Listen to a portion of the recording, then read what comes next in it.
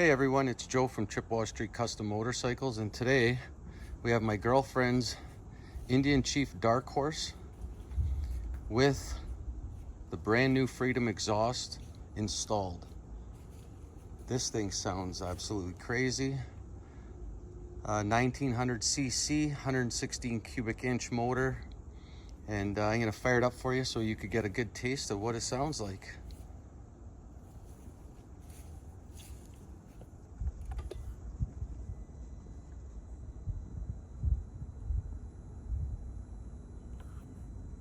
Okay, are we ready?